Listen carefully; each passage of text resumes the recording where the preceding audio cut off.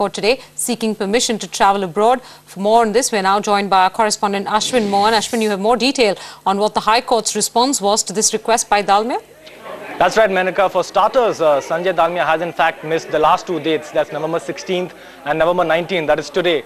These two dates were set aside specifically for interrogation before the Economic Offences Wing office in Mumbai. And he's missed those two dates, and that perhaps explains why the EOW is so irked with Mr. Dalmia. But let's shift focus to today's interesting development.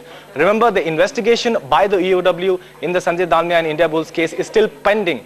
But Sanjay Dalmia, in fact, moved the Bombay High Court today seeking permission to travel abroad.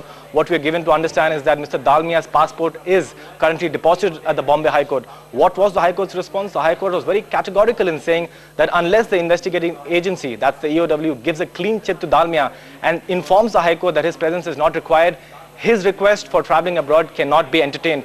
And of course, the Sanjay Dalmia's counsel had no other option but to withdraw this request of Dalmia to travel abroad.